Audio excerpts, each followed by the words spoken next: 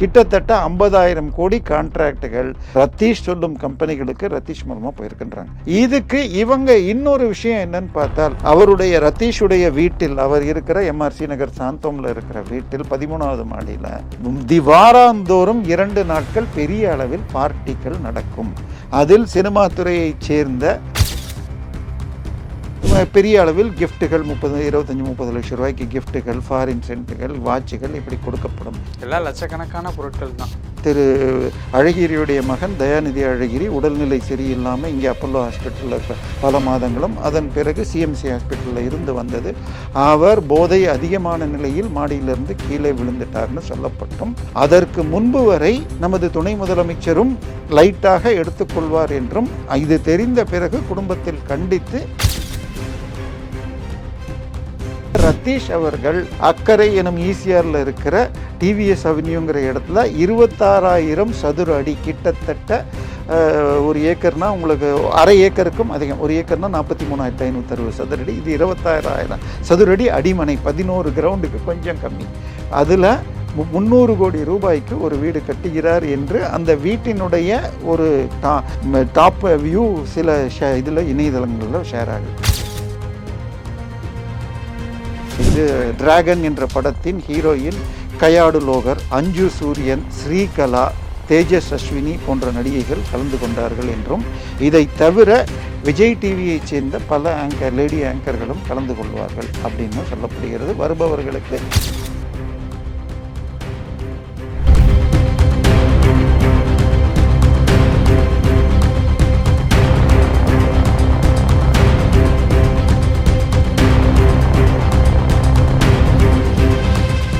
Real one நேயர்களுக்கு வணக்கம். இன்று நம்மளுடைய நேர்காணலுக்கு அரசியல் விமர்சகரான திரு தேவப்பிரியா அவர்கள் நினைச்சிருக்காங்க. சார் வணக்கம். வணக்கம். எப்படி சார் இருக்கீங்க? நல்லா இருக்கேன் சார். இப்போ சமீபத்தில் ED ரைட்லாம் நிறையா மாட்டிட்டு இருக்காங்க.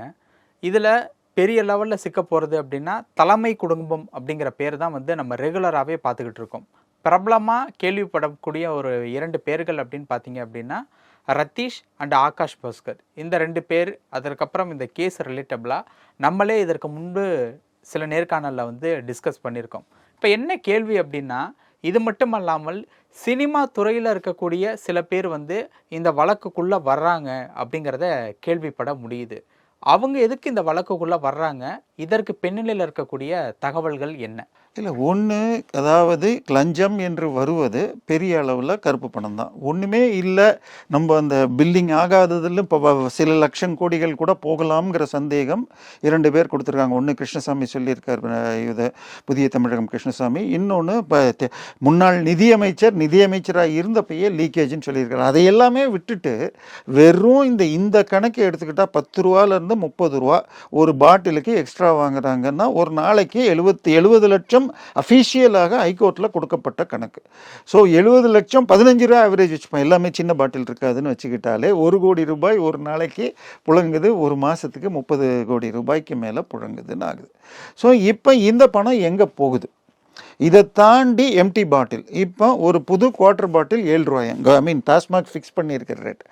ஆனால் மோஸ்ட்லி உங்களுக்கு பழைய பாட்டில் 2-3 முறை ரீசைக்கிள் ஆகும். அதாவது ஒரு பேட்சில் 1000 பாட்டில்கள் ஃபில்லப் பண்ணி அனுப்புகிறாங்கன்னா அதில் 2/3 பழைய பாட்டில் வருமா. பழைய பாட்டில்னால் 2 ரூபாய்க்கு தான் போடணுமா, புதுசுன்னா 7 ரூபா. நான் குவார்ட்டர் பாட்டிலுக்கு இதே இப்போ இது ஃபுல்லுன்னு எடுத்தால் 20 ரூபா 7 ரூபான்னு மாறுது. ஸோ இப்போ என்னடான்னு பார்த்தால், இந்த பாட்டில்களில் சென்ற ஆட்சி இருந்தப்போ 2019 தினத்தந்தியில் ஒரு இது சொல்லுது, வருடம் குடிகாரன்னு சொன்னால் கோச்சிக்கிறாங்க, மதுப்பிரியர்கள்னு சொல்லுவோம். இந்த மதுப்பிரியர்கள் டாஸ்மாக் பாரில் குடிச்சிட்டு கீழே போட்டுட்டு போகிற பாட்டிலை எடுத்து விற்றா அதில் 2,500 கோடி ஆண்டுக்கு 5 வருஷமாக கிடச்சிட்டு வருது அப்படின்னு தினத்தந்தி டிடி நெக்ஸ்ட்டில் சொல்லியிருக்கு. ஆனால் இப்போ அந்த கணக்கு வர மாட்டேங்குது, அந்த அளவு பணம். இப்போ அந்த பணம் எங்கே போகுது? இதையெல்லாம் கணக்கு போட்டாலே ஆண்டுக்கு 3000 கோடிக்கு மேலே போகுது.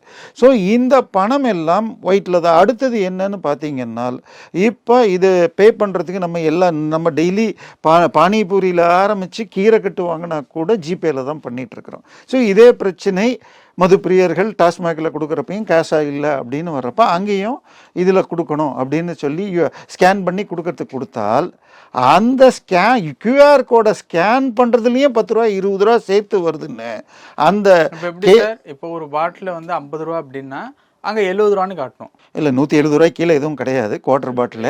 இல்லை நான் சொல்கிறது 160 170 மினிமம் 30 ரூபா ப்ரொடக்ஷன் காஸ்ட் உள்ள பாட்டில் 150 ரூபா 120 ரூபா டேக்ஸ் போட்டு 150லேருந்து 170 தான் மினிமம். ஸோ 10 ரூபா 20 ரூபா சேர்த்து தான் வருது. ஸோ இது ஒயிட்லேயே ரெக்கார்ட் ஆகுதுன்னு இதை யார் சொல்கிறாங்கன்னு சொன்னால் ஹைகோர்ட்டில் டாஸ்மாக்கு எதிர்த்தாக வழக்கு போட்டவர்களில் ஒருவரான முரளி என்பவர் என் நண்பர் சொல்கிறார். இதை நேத்தோ முந்தானத்தோ ஒரு சேனலில் வந்து இன்றும் நடக்கிறதுன்னு சொல்லியிருக்கார். அவர் டாஸ்மாக் கேஸில் இம்ப்ளீட் பண்ணியிருக்கிறவர், ஹைகோர்ட்டில் கேஸ் போட்டிருக்கார். ஸோ இது வந்து இன்றளவிலும் கியூஆர் கோடில் ஸ்கேன் பண்ணால் அந்த 10 ரூபா 20 ரூபா சேர்த்து அப்போ அந்த பணத்தை கணக்கிலிருந்து எடுத்து மீண்டும் எங்கேயோ ஒரு இடத்துக்கு போகுது. ஸோ இதை தாண்டி எவ்வளோ பில் ஆகுது? 70 லட்சம் பாட்டில் தான் கணக்கில் காட்டுறாங்க. 1.25லேருந்து 1.5 கோடி பாட்டில்கள் விற்கப்படலாம்ங்கிறது. அது 50,000லேருந்து 75,000 கோடி. இது எல்லாம் போச்சுன்னா சார் இப்போ 2 இடத்துல தான் நம்ம இன்வெஸ்ட்மெண்ட் பண்ண முடியும். ஒன்று தங்கம், 2வது ரியல் எஸ்டேட், 3வது சினிமா. ஸோ இந்த ரியல் எஸ்டேட்டில் எப்படின்னா ஒரு லேண்டை நீங்கள் ஏக்கர் 1 கோடின்னு கைட்லைன் இருந்துச்சுன்னா மார்க்கெட் வேல்யூ 10 கோடி இருக்கும். ஸோ 10 கோடி பொருளை 1 கோடிக்கு வாங்கிட்டு ஒரு 3 மாதம் அதை வேறு கேட்டகிரியில் மாற்றிட்டு 10 கோடிக்கு பண்ணுறப்போ உங்களுக்கு பிளாக்கு ஒயிட் ஆகுது. இப்போ சினிமாவில் அவருக்கு சம்பளம் 50 கோடின்னா வெறும் 10 கோடி தான் கணக்கு காட்டுவாங்க, 40 கோடி தான். இன்னொன்று ஓடாத படத்தை ஓடினதாக காட்டுவாங்க. இப்போ விக்ரம் 2ன்னு ஒரு படம் வந்துச்சு, அது பெருசாக ஓடிச்சான்னா என்னுடைய சொந்தக்காரங்க போய் 3வது நாளோ 4வது நாள் தியேட்டரில் பார்த்தா புக் பண்ணுறப்ப டிக்கெட் ஹவுஸ்ஃபுல்லு பின்னாடின்னு வந்துச்சு. அங்கே போனால் தியேட்டரில் காலியாக இருந்துச்சுன்னாங்க. ஆனால் அந்த படம் 800 கோடி கலெக்ஷன்னாங்க. இப்போ சமீபத்தில் ஒரு படம் சூர்யாவுடைய படம் அட்டர் ஃப்ளாப்பு அப்படின்னு எல்லாம் சொன்னாங்க. அதுக்கு முன்னாடி வந்த படத்தை விட இப்போ வந்த படம் இன்னும் மோசம், அதுவே பரவாயில்லன்னு எல்லாம் சொன்னாங்க. ஆனால் அந்த படம் லாபம் வந்துருச்சு, அதில் அவருடைய ட்ரஸ்ட்டுக்கு மாற்றினார். இது இவர் தான் முதல்ல இல்லை, கமலஹாசன் ஏற்கனவே அவருடைய ட்ரஸ்ட்டுக்கெல்லாம் பணம் வாங்குறேன்னார். அப்புறம் அந்த இதுக்கு போத்தீஸ் விளம்பரத்துக்கு வந்தது. அதுக்கப்புறம் இது ஸோ சினிமா இண்டஸ்ட்ரிங்கிறது பிளாக் மணி இன்வால்வ்டுங்கிறது எல்லாருக்குமே தெரியும். இப்போ ஆகாஷ் பாஸ்கரன் என்பவர் முதல்ல மாட்டினார்னு பார்த்தா அவர் 4-5 படம் எடுத்துகிட்டு இருக்கார். அவர் உதயநிதி ரசிகர் மன்றத்தின் தலைவராக இருக்கிற அன்பில் மகேஷ் பொய்யாமொழியுடைய ரிலேஷனான வாலாடி கார்த்திக்குடைய நெருங்கின உறவினர். ஸோ அவருடைய வீட்டில் இன்றைக்கி தான் வந்திருக்குன்னு பார்க்காதீங்க. 2021 தேர்தலில் அப்போ திமுக எதிர்கட்சியாக 10 வருஷம் இருந்த ஈவன் மத்தியில் கூட 2013 வெளில வந்துட்டாங்க 8 வருஷம். அப்போ 5 கோடி ரூபாய் அவர் வாடகைக்கு குடியிருந்த எக்மோர் வீட்டில் பிடிச்சிருக்காங்க. ஸோ அவர் சேலத்தை சேர்ந்தவர். சேலத்தில் பிஆர்ஆர் சொர்ண மாளிகை அப்படிங்கிறது அவருடைய அப்பா பிஸ்னஸ்ங்கிறாங்க. சேலத்தில் நான் 90களில் இருந்தவன், எனக்கு நான் கேள்வி கூட பட்டதில்லை, பெரிய கடை கிடையாது, தம்மம்பட்டிங்கிற இடத்துல இருக்குங்கிறாங்க. இன்றைக்கும் கூட சேலத்தில் டாப் 3 கடையில் அது இல்லை. ஸோ அவங்களால 100-200 கோடியெல்லாம் இன்வெஸ்ட் பண்ண முடியாது. ஸோ இப்போ இந்த பணம் எல்லாம் யாருடைய பணம்? ஒன்று திரு ஆகாஷ் பாஸ்கர் கெவின் கேர் அந்த நிறுவனத்தில் பொண்ணு எடுத்திருக்காரு, அவங்க கொஞ்சம் கொடுத்துருக்கலாம்லாம். ஆனால் அதுவும் கூட இவங்க ஒரே வருஷத்தில் 5 படம் அஜித் இது எடுக்கிறது, அதுவும் விஜயோடு போட்டி போட்டுக்கொண்டு. விஜய் இப்பொழுது கடைசி படமாக ஜனநாயகன் நடிச்சிட்ருக்காரு, அது பொங்கல் ரிலீஸுக்கு வச்சுருக்காரு. அந்த படத்தை அழிக்க வேண்டும்னு சொல்லிட்டு பராசக்தி என்ற மிகவும் பெருமை வாய்ந்த அந்த படத்தின் பெயரில் திரு அமரனில் சூப்பர் ஹிட் கொடுத்த சிவகார்த்திகேயனை வைத்து பொங்கல் ரிலீஸ். அதோடைய கான்செப்ட் வந்து மும்மொழி அல்ல ஹிந்தி எதிர்ப்புன்னு திமுகவிற்கு சாதகமாக கொண்டு போகிறதுன்னு சொன்னாங்க. இப்போ இதையெல்லாம் தாண்டி இவங்களுக்கு எல்லாம் புதுசாக வரவங்களுக்கு எப்படிங்க கான்டாக்ட் கிடைக்கும்? நல்ல நடிகர், நல்ல நடிகை, இன்றைக்கி யார் டாப் மோஸ்ட்டில் இருக்காங்களோ அவங்கள போட்டால் தான் ஓடும். ஏன்னா சினிமா இண்டஸ்ட்ரியை பொறுத்த வரைக்கும் இன்றைக்கி எஸ்பி முத்துராமன் ரஜினிகாந்துக்கு 25 படம் டைரக்ட் பண்ணியிருக்கலாம். இன்றைக்கி ஏவிஎம்மோ ரஜினிகாந்தோ அவரை கூப்பிட்றதில்ல, அதுக்கு பதிலாக இன்றைக்கி இருக்கிற ஸோ கான்டாக்டுகள் லேட்டஸ்ட் ட்ரெண்டை தெரிஞ்சவங்க ரொம்ப முக்கியம். ஸோ அதுக்கு உதயநிதி சாருக்கு நிறைய ஃப்ரெண்ட்ஸ் இருக்காங்க அப்படிங்கிறாங்க. உதாரணமாக நம்ம செஸ் போட்டிக்கு அந்த இதை எடுத்தது யார்? விக்னேஷ் சிவன் தான். ஸோ அவர் இந்த சர்க்கிளில் மிக முக்கியமானவர் அப்படின்னு சொல்லப்படுகிறது. இப்போ ஹீரோயின் செலக்ட் பண்ணும். ரெட் ஜெயண்ட்டே ஒரு காலத்தில் தயாரிச்சிட்டு இருந்தது. அவர் அமைச்சரான பிறகு லாபம் ஈட்டும் தொழிலில் இருக்கக்கூடாதுங்கிறதுனால அதுலேருந்து டைரக்டர்லேருந்து வெளியில் வந்துட்டார். அவர் எந்த படத்தையும் அப்போ கூட அவருடைய பேர்லேயே கூட தயாரிக்கக்கூடாதுன்னு திரு ஸ்டாலின் அவர்கள் கட்டாயப்படுத்தியதனால் இப்போது விடியல் பிக்சர்ஸ், ஏன்னா அந்த டான் பிக்சர்ஸ்னால் விடியல், டான் என்றால் விடியல், ஸோ விடியல் திரைப்பட கம்பெனி குழுன்னு ஆரம்பித்து ஆகாஷ் பாஸ்கர் நடத்திட்டு இருக்காரு. விடியல் ஆட்சி மாதிரி விடியல் திரைப்பட கம்பெனி அப்படின்னு அதில் நடந்துட்டுருக்கு. ஆனால் கதை கேட்டு யாரை ஹீரோ போடணும், யாரை ஹீரோயினாக போடணும், எந்த டைரக்டர் கான்செப்ட், இதெல்லாம் இன்றும் கூட உதயநிதி செய்வதாக கூறப்படுகிறது. ஏன்னா இவரும் 2-3 படத்துக்கு உதவி இயக்குனராக தான் இருந்திருக்கார். சினிமா இண்டஸ்ட்ரிங்கிறது இவர் டிஸ்ட்ரிபியூட்டராக ஒரு 10 வருஷத்துக்கு மேலே பண்ணிட்டு இருக்கார். ஓரளவுக்கு நான் ஜாஸ்தி சினிமா பார்க்கறதில்ல, என்னுடைய நண்பர்கள் சொல்கிறது அவருடைய படம் ரெட் ஜெயண்ட்டில் வந்தால், நான் சொல்கிறது இவர் பதவிக்கு வர்றதுக்கு முன்னாடியே கொஞ்சம் பிக் அண்ட் சூஸ் பண்ணி புதிய கான்செப்ட், அந்த லவ் டுடே அந்த மாதிரி படங்கள்லாம் இன்றைக்கு வராதபடி கொஞ்சம் எடுத்து பார்ப்பார் அப்படிம்பாங்க. நான் இது சன் டிவிலேயே முன்னாடி பார்த்துருக்கிறேன். சன் டிவி குழுமத்தைக்கு சீரியல் எடுக்கிற ஒரு கம்பெனிக்கு கன்சல்டண்ட்டாக நான் இருந்திருக்கேன். அவங்க சொல்லுவாங்க, இந்தியாவில் வர்ற அத்தனை சீரியல்களில் எது திடீர்னு ரைஸ் ஆகுது, பிக்கப் ஆகுதுன்னு பார்த்துட்டு அந்த படத்தை அந்த சீரியலை முழுக்க வாட்ச் பண்ணிவிட்டேன். திருமதி கலாநிதி மாறனும் காவேரி கலாநிதி மாறனும் அந்த அவருடைய டாக்டர் அவங்கள பார்த்துட்டு அந்த ட்ரெண்டை இவங்க புது சீரியல்லாம் மாற்ற சொல்லுவாங்க. ரொம்ப மார்க்கெட் ஓரியன்ட் பீப்புள். கிட்டத்தட்ட அந்த சன் டிவிலையும் இவர் உதயநிதி கொஞ்ச நாள் ஒர்க் பண்ணியிருக்கார். அதனால அதை எடுத்து சினிமாவில் நியூவே ட்ரெண்டில் போகணுங்கிறதுக்கு அவர் ஒரு டீமை உருவாக்குனார். அந்த கோஆர்டினேஷனுக்கு அதுக்குள்ள திரு உதயநிதி ஸ்டாலினுக்கு விக்னேஷ் சிவன் உதவினாருங்கிறாங்க. இப்போ ஒன்று, நம்ம இவர் டாஸ்மாக் எம்டி வீட்டில் போய் ரெய்டு பண்ணப்போ அவருடைய வீட்டு வாசலில் சில ஸ்க்ரீன்ஷாட்ஸ், வாட்ஸ்அப்புடைய ஸ்க்ரீன்ஷாட்ஸ் இருந்ததுன்றாங்க. அதில் திமுகவிற்கு வேண்டிய கம்பெனிகள் சேர்ந்த சில இதுக்கு ஆர்டர் கொடுங்க, என்ரிக்கா இதுக்கெல்லாம் ஆர்டர் கொடுக்கும். என்ரிக்கா எனக்கு நினைவு சரி என்றால் ஜெகத் ரட்சகன் கம்பெனியுடைய ப்ராடக்ட்.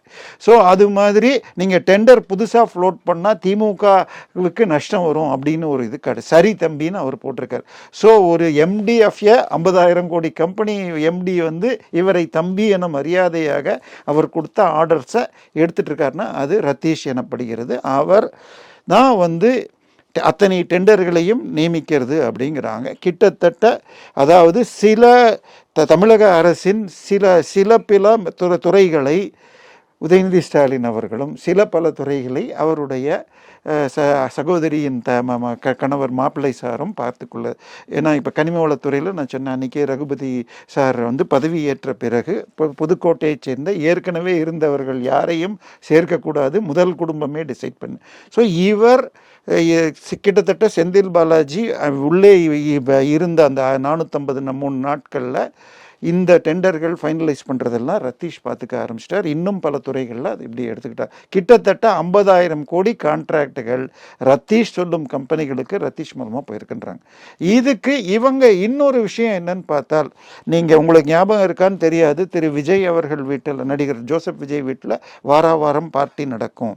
அவற்றில் உங்களுக்கு பல்வேறு விதமான போதைப் பொருட்கள் கிடைக்கணும். ஒரு சீனியர் டிஜே ஒருத்தர் சொல்லியிருந்தாங்க முன்னாடி, லேடிஸ் இவங்க, அவர்கள் ஒரு நடிகனுடைய மனைவி வேறு. அதனால அதில் த்ரிஷா போன்ற மற்றவர்கள் கலந்து கொள்வாங்க. த்ரிஷா அதில் ஏதோ ஒரு சேலஞ்சில் ரோட்டில் டான்ஸ் ஆடினார்கள் என்று அதற்கு கோரிலேட் பண்ணி சொன்னாங்க.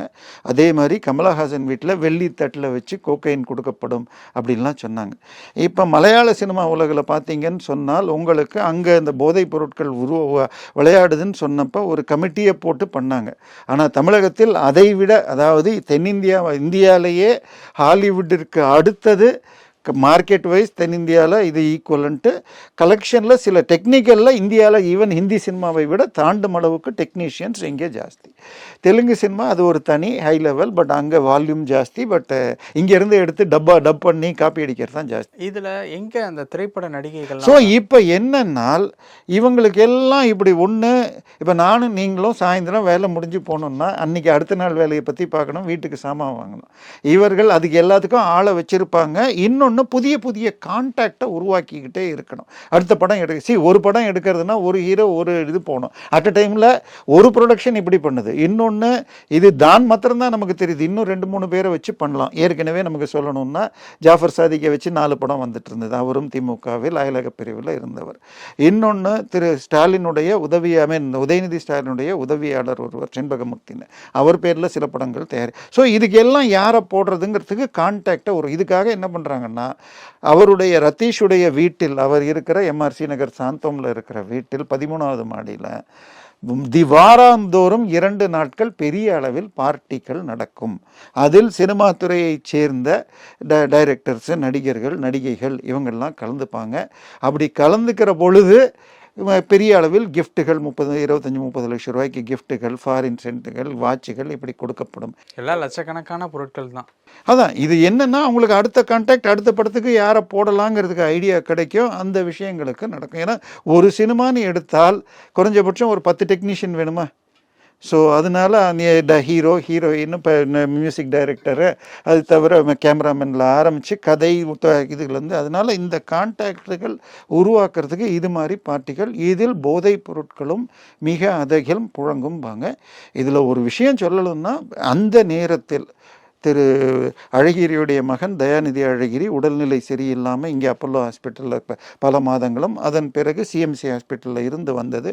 அவர் போதை அதிகமான நிலையில் மாடியிலிருந்து கீழே விழுந்துட்டார்னு சொல்லப்பட்டும், அதற்கு முன்பு வரை நமது துணை முதலமைச்சரும் லைட்டாக எடுத்துக்கொள்வார் என்றும், இது தெரிந்த பிறகு குடும்பத்தில் கண்டித்து அவர் எடுத்துக்கொள்வதை நிறுத்திவிட்டார். இதெல்லாம் எந்த காலகட்டம் சார்? அழகிரி மகன் போன வருஷம் கிட்டத்தட்ட 1 வருஷம் ஆயிடுச்சு. 23 அவர் அமைச்சராக இருந்த காலகட்டத்தில் கூட லைட்டாக எடுத்துக்கொள்வார் என்றும், ஏன்னா அவர் நம்மெல்லாம் பகலில் முழிச்சிட்டு இருக்கிற ஆட்கள், நம்மெல்லாம் பகல் கோழிகள், அவர் ராத்திரி ஒவ்வால்மாங்க. சில பேர் இப்போ இது இவரையே எடுத்துக்கோங்க, நம்ம திரை இசை இயக்குனர் ஆஸ்கார் வாங்கின நாயகர், அவரெல்லாம் இரவில் தான் அதிகமாக ஒர்க் பண்ணுவாங்க. அது அவரோட ஒர்க்கிங் ஸ்டைல், அந்த ஸ்டைல், அது அந்த டைப்பை சேர்ந்தவர் உதயநிதி மாறன், உதயநிதி ஸ்டாலின் சொல்லிட்டோம். அப்படி உழைப்பவர்கள் என்ன பண்ணுவாங்கன்னா, அவங்கள இதில் வச்சுக்கிறதுக்கு, நல்ல முழிப்பில் வச்சு கொட்டுறதுக்கு கொஞ்சம் இந்த மாதிரி ஐட்டங்கள் உதவும் தான். இன்றைக்கி பார்த்தீங்கன்னா சென்னையில் பல ரெஸ்டோ பார்கள்னு வந்திருக்கு. இந்த ஐடி இண்டஸ்ட்ரியில் ஒர்க் பண்ணுறவங்க ராத்திரி போய் முழிப்பாக ஒர்க் பண்ணோன்னா இந்த ரெஸ்டோ பார்களில் கொடுக்கப்பட சில ஐட்டங்கள் சாப்பிட்டால், இந்த பிரியாணியில் சேர்க்கப்படும் சில வஸ்துக்கள் சாப்பிட்டால் இருக்க வைக்குதுன்றாங்க. அது லைட் லெவலில். கொஞ்சம் ஹை லெவலில் இன்னும் காஸ்ட்லி, இப்போ ஒன்றும் இல்லைன்னு சொன்னால் அந்த மெத்துங்கிற பொருளை அந்த எடுத்துக்கிட்டால் ஒரு ஸ்டாம்பில், ஒரு ரெவின்யூ ஸ்டாம்பில் 4ஆக கட் பண்ணி ஒரு குவார்ட்டர் பகுதி வச்சா 3000 ரூபான்றாங்க. அதை ஒரு தடவை வச்சுக்கிட்டிங்கன்னா 3 நாள் உங்களுக்கு அப்படி மிதப்பீங்கன்னு சொல்கிறாங்க. ஸோ இந்த பொருட்கள் எல்லாம் இந்த மாதிரி பார்களில் தான் பழகுதுங்கிறாங்க. இவங்க நேரடியாக கொக்கைன் போன்றவை சப்ளை பண்ணப்படுகிறதுன்றாங்க. இது எதுக்குமே யார்கிட்டையும் ஆதாரங்கள் இருக்க போகிறதில்ல. பட் சிசிடிவி ஃபுட்டேஜ், ஏன்னா இவங்க இருக்கிறதெல்லாம் மிகப்பெரிய அளவில் காம்ப்ளெக்ஸில் இருந்தால் சிசிடிவி ஃபுட்டேஜ் எத்தனை பேர் வந்தாங்கன்னு எடுக்க முடியும். ஏடி நினைத்தால் இதை நடக்கும். இன்னும் சொல்லப்போனால் ஒரு பிரபல யூடியூபர் சொல்லி தான் இது பெருமளவில் பரம்பி இருக்குங்கிற பட்சத்தில் உங்களுக்கு அந்த வீட்டை சீல் பண்ணிவிட்டு, அது இப்போ ஏற்கனவே இடி பார்ட்டி நடக்கக்கூடிய வீட்டை சீல் பண்ணிட்டேன். ஏற்கனவே இடி, ஏன்னா அவரே விட்டுட்டு ஓடிட்டார். இப்போ விசாகன் வீட்டிற்கு வந்து விட்டார்கள் என்று தெரிந்த உடனேயே மிக நிச்சயமாக தன் வீட்டிற்கு வருவார் என்று உணர்ந்து வீட்டை பூட்டாமல் கூட, வீட்டில் ஏதோ சின்ன சின்ன கார்பென்ட்ரி ஏதோ ஒர்க்கு நடந்துகிட்ருக்கு, நீங்கள் பார்த்துக்கங்கன்னு சொல்லிவிட்டு அவர் போய்விட்டதாக அவர் உடனடியாக ஒரு ரியல் எஸ்டேட் அதிபர் ஒரு துணையுடன் துபாய் சென்று விட்டதாகவும், அவரும் ரியல் எஸ்டேட்டில் இருக்காருன்னு சொல்லப்படுகிறது. ஏன்னா நம்ம உதயநிதி ஸ்டாலின் விக்னேஷ் சிவனுடைய மனைவி நயனதாராவிற்கு கிட்டத்தட்ட 200 கோடி ரூபாய் மதிப்புள்ள இடங்கள் நம்ம கிளாம்பாக்கம் பக்கத்தில் கம்மி ரேட்டுக்கு வாங்கி கொடுத்தார். கிட்டத்தட்ட 20 ஏக்கர் அப்படின்னு ஒரு செய்தி அந்த காலத்தில் வந்தது. ஈசிஆர்லேயுமே ஆன் த ரோடு ஒரு ப்ராப்பர்ட்டி அவங்க ஃபேமிலி வாங்கியிருக்காங்க. ஸோ இதற்கெல்லாம் உதயநிதி ஸ்டாலினுடைய லிங்க் உதவுது. அவங்களுக்கு கம்மி ரேட்டில் வாங்கி தரதுங்கிறதெல்லாம் 100 கோடினா ஒரு 50 கோடியில் முடிச்சுக்கலாம். இல்லை, 200 கோடி ப்ராப்பர்ட்டி அப்போ பஸ் ஸ்டாண்டு வரலன்னா இன்னும் ரொம்ப கூட கம்மியாக இருக்கும். அதாவது பஸ் ஸ்டாண்டு ஒரு ஏக்கர் 4 லட்ச ரூபா இருந்தது, இன்றைக்கி 20 ஏக்கர் ஆயிருக்கு. அப்போ 40 கோடிக்கு வாங்கின ப்ராப்பர்ட்டி இன்றைக்கி 10 ஏக்கர்னால் இன்றைக்கி 400 கோடி ஆயிருக்கும். ஐ மீன் இல்லை இதெல்லாம் நீங்கள் வாங்கியிருந்தாலும் உண்டு, நமக்கு தெரியாது. பட் இவங்க அதே மாதிரி கோவளத்தில் ஏதோ வரப்போகிறதுங்கிற இடத்துல ஆண்டி ஈசிஆர் திரு விக்னேஷ் சிவன் நயன்தாரா ஒரு ப்ராப்பர்ட்டி வாங்கியிருக்காங்கன்னு சொல்லி அட்ரஸோடு வந்திருக்கு. இந்த ரத்தீஷ் அவர்கள் அக்கறை எனும் ஈசிஆரில் இருக்கிற டிவிஎஸ் அவென்யூங்கிற இடத்துல 26,000 சதுர அடி, கிட்டத்தட்ட ஒரு ஏக்கர்னா உங்களுக்கு அரை ஏக்கருக்கும் அதிகம், ஒரு ஏக்கர்னா 43,560 சதுரடி, இது 26,000 சதுரடி அடிமனை, 11 கிரவுண்டுக்கு கொஞ்சம் கம்மி. அதில் 300 கோடி ரூபாய்க்கு ஒரு வீடு கட்டுகிறார் என்று அந்த வீட்டினுடைய ஒரு டாப் வியூ சில இதில் இணையதளங்களில் ஷேர் ஆகுது. ஸோ 300 கோடி ரூபாய் எங்கே வந்துச்சு? அவர் இதற்கு முன்னால் என்ன தொழில் செய்தார்? அவர் நம்ம இப்போ என்ன சொல்கிறோம்? திரு ஸ்டாலின் அவர்களை முதலமைச்சர்னு சொல்கிறோம், திரு உதயநிதி ஸ்டாலியை அஃபிஷியலாக துணை முதலமைச்சர்னு சொல்கிறோம். இதுக்கு நடுவில் அதானி அவர்கள் டெல்லியிலேருந்து வந்தப்பெல்லாம் சூப்பர் முதலமைச்சர் என்று ஒருவரை சந்திச்சுங்கிறோம்.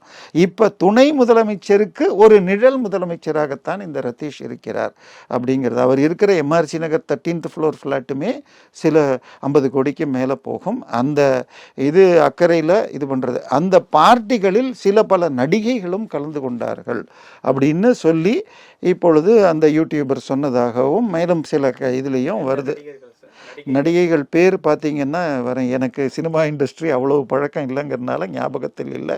பார்த்தீங்கன்னா இப்போ கடைசியாக மிகவும் ஃபேமஸாக ஓடிய இது டிராகன் என்ற படத்தின் ஹீரோயின் கயாடு லோகர், அஞ்சு சூரியன், ஸ்ரீகலா, தேஜஸ் அஸ்வினி போன்ற நடிகைகள் கலந்து கொண்டார்கள் என்றும், இதை தவிர விஜய் டிவியை சேர்ந்த பல லேடி ஆங்கர்களும் கலந்து கொள்வார்கள் அப்படின்னு சொல்லப்படுகிறது. வருபவர்களுக்கு பார்ட்டியில் கலந்து கொள்வதற்கு ஊக்கமாக பல லட்சம் மதிப்புள்ள கிஃப்ட்டுகளும் கொடுக்கப்படுகிறது. வந்து கலந்து கொண்டாலே பல லட்சம் மதிப்புள்ள, ஏன்னா எதுக்கு வரணும்? இப்போ நீங்கள் சேனலில் இன்டர்வியூ கூப்பிட்டு கொடுக்கணும்னா அட்லீஸ்ட் நாங்கள் வந்து போகிற செலவாவது கொடுக்கணும்ல, கன்வீனியன்ஸாவது கொடுக்கணும்ல. அது போல் அவர்கள், ஏன்னா அது மூலமாக அவங்களுக்கும் கான்டாக்ட் கிடைக்கும். புதிய வேறொரு சினிமா நடிகர் வேறு இண்டஸ்ட்ரியில், ஏன்னா இவங்க எடுக்கிற படங்கள் தெலுங்குலேயோ கன்னடத்துலேயோ மலையாளத்துலேயோ ஓடின ஒரு படத்தை பற்றி கேள்விப்பட்டால் அதை வாங்கி டப் பண்ணலாங்கிறது வரும். ஏன்னா இப்போ பல படங்கள் அப்படி தான் எடுக்கப்படும். இவங்களுடைய படங்கள் அங்கேயும் விற்கிறதுக்கு ஓடும். ஸோ இது இண்டஸ்ட்ரி கனெக்ஷன். இது மாதிரி பார்ட்டிகள் வைக்க புதிய படங்கள் எடுப்பார்கள். இன்னும் ஏன்னா மாதம் அவங்களுக்கு 2000-3000 கோடி சேருது. மினிமம் அந்த 10 ரூபா 20 ரூபா வச்சாலே 450 கோடி, 15 ரூபான்னு வச்சு நம்ம 1 கோடி பாட்டில்னு வச்சாலே ஒரு நாளைக்கு 1.5 கோடின்னு போட்டால் 450 கோடி. இது தவிர மற்ற விஷயங்கள் இருக்குது. ஸோ மாதத்துக்கு 1000 கோடிக்கு மேலே அவர்கள் இன்வெஸ்ட் பண்ணணும்னு வச்சுக்கோங்க. இப்போ கிட்டத்தட்ட ஒரு ஆகாஷ் பாஸ்கர் நிறுவனம் மாத்திரம் 5 படம் தயாரிக்குது, 4 படம் தயாரிக்கிறது, 5ஆவதாக திரு அஜித்தோடையும் டைப் வச்சுட்டாங்க அப்படிங்கிறாங்க. ஸோ அப்படின்னா ஒரு படத்துக்கு 200-250 கோடின்னு வச்சுக்கிட்டா 1250 கோடி ஒரு நிறுவனம். இது நம்ம கணக்கில் பார்த்தா ஒரு மாத சம்பளம் இதுதான் வருது. இப்போ அப்படி இதையா மாற்றி ஒரு பக்கம் ரியல் எஸ்டேட்டில் பண்ணிகிட்டு இருப்பாங்கன்னு வச்சுக்கோங்க. கிட்டத்தட்ட 1500 ஏக்கருக்கு ஒரு ஏலக்காய் எஸ்டேட் தேனிப்பருகில் வாங்கப்பட்டுள்ளதாக சொல்லப்படுகிறது முதல் குடும்பத்திற்கு. ஸோ இது மாதிரி பல விஷயங்கள் வருது. இது எதையுமே நமக்கு நம்பவும் முடியல, ஆதாரமான தகவல்களாகவும் இல்லை. பட் இந்த மாதிரி பார்ட்டிகள் அந்த இண்டஸ்ட்ரியில் நடக்குதுங்கிறது ஏற்கனவே பல சீனியர்களும் சொன்னதால் இவைகளை, ஏன்னா தெலுங்கு இண்டஸ்ட்ரியில் மலையாளம் இண்டஸ்ட்ரியில் ஏற்கனவே உங்களுக்கு இந்த விசாகா கமிஷன்லாம் போட்டு உங்களுக்கு எடுத்துள்ளார்கள். தமிழகத்தில் ஏனோ இவர்கள் இருப்பதனாலேயே ஏன்னா சினிமா இண்டஸ்ட்ரிங்கிறது இன்றைக்கி முதல் குடும்பத்தோடு இல்லை, கலைஞர் அவர்கள் மிகப்பெரிய இது, அதுக்கடுத்து ஜெயலலிதாவும் நடிகை, எம்ஜிஆரும் நடிகர். எனவே இப்போ இல்லை விஜயின்னு வரல, நான் சொல்கிறது இண்டஸ்ட்ரி கிட்டத்தட்ட 55 ஆண்டுகளாக தமிழக முதலமைச்சராக இருப்பவர்கள் கடந்த எடப்பாடி காலம் தவிர எல்லாம் சினிமா இண்டஸ்ட்ரியை சேர்ந்தவங்க. இப்பொழுது மீண்டும் அது தலை தூக்கி உள்ளது.